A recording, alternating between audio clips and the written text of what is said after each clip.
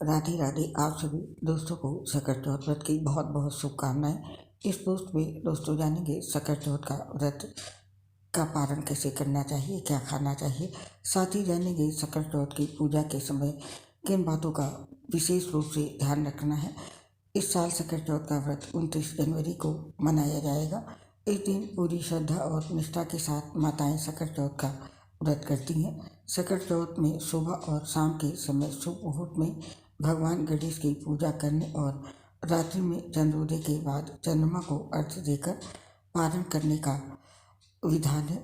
सकट चौथ का व्रत माताएं अपनी संतान की दीर्घायु की कामना के लिए रखती हैं।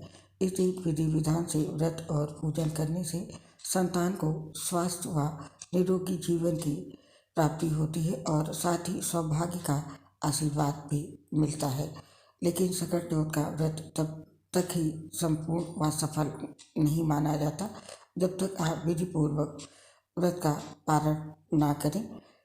आइए जानते हैं सकट चौथ के व्रत पारण के समय हमें किन चीज़ों का सेवन करके व्रत खोलना चाहिए और किन चीज़ों का सेवन पारण के समय नहीं करना चाहिए। सकट चौथ में दिन भर महिलाएं निर्जला व्रत रखती हैं और रात्रि में चंद्रोदय के बाद ही अपना व्रत खोलती हैं। सकट चौथ में पारण के नियमों के बारे में भी बताया गया है। सकट चौथ का व्रत शकरकंदी खाकर खोला जाता है। वहीं कुछ लोग भगवान के प्रसाद को ग्रहण कर भी अपना व्रत खोलते हैं, लेकिन इस बात का विशेष ध्यान रखें, कभी भी नमक वाली चीज़ें खाकर व्रत का पारण ना करें। वहीं सकट चौथ के व्रत का पारण करने के बाद भी आज केवल सात्विक भोजन या फलाहार ही ग्रहण करें, तांत्रिक भोजन से परहेज करें, तभी सकट चौथ का व्रत सफल होगा और आपकी सभी मनोकामनाएं पूरी होंगी।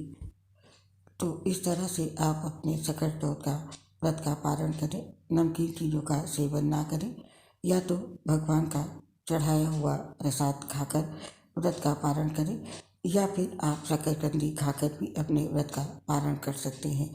और अब जानते हैं सकट चौथ के समय पूजा में किन बातों का विशेष रूप से ध्यान रखना चाहिए।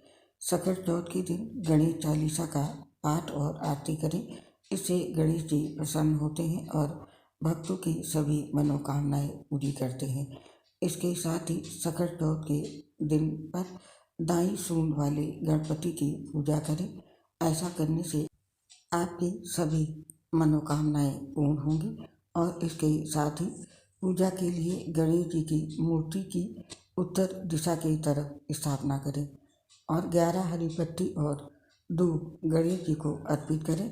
इसके बाद लाल आसन पर बैठकर ओम नमो भगवते गजाननाय का 108 बार जाप करें और भगवान गणपति की पूजा में तिल के लड्डू, गुड़, रोली, मौली, चावल, फूल और तांबे के लोटे में जल, धूप, प्रसाद के तौर पर केला और मोदक चढ़ाएं। भगवान गणपति के सामने धूप दीप जलाकर मंत्रों का जाप करें। ऐसा करने से सभी कार्यों में सफलता हासिल होती है। इसके साथ ही इस दिन गणेश जी के पूजन के बाद चंद्रमा को जल अर्घ्य जरूर दें। इसके बिना व्रत अधूरा माना जाता है। और पूजा के दौरान तुलसी के पत्तों का इस्तेमाल ना करें। गणेश जी को दूधवा जरूर चढ़ाएं। और इस दिन सकट व्रत करने वालों को भूल कर भी गणेश भगवान की सवारी मूषक को कष्ट नहीं देना चाहिए। ऐसा करने से गणेश भगवान नाराज हो जाते हैं। तो सकट चौथ की पूजा में इन सभी बातों का विशेष रूप से जरूर ध्यान रखें, तभी आपका व्रत पूर्ण और सफल होगा। उम्मीद करती हूँ ये जानकारी आपके काम आएगी। आप और आपके पूरे परिवार पर भगवान गणेश का आशीर्वाद सदैव बना रहे, इसी कामना के साथ आपसे इस पोस्ट को समाप्त करने की अब आज्ञा चाहते हैं। दोस्तों, हम आपसे अपनी एक प्रॉब्लम शेयर कर रहे हैं। हम लीवर सोर्सिस सहित गंभीर बीमारी से पीड़ित हैं, जिसकी वजह से पोस्ट बनाते समय दिक्कत होती है। सांस फूलने की वजह से आवाज़ क्लियर नहीं आती है। इसके लिए हमें क्षमा कर दें और अपना सहयोग हमारे साथ बनाए रखें। उम्मीद है आप हमारा साथ जरूर देंगे। आप सभी का हृदय से बहुत बहुत धन्यवाद।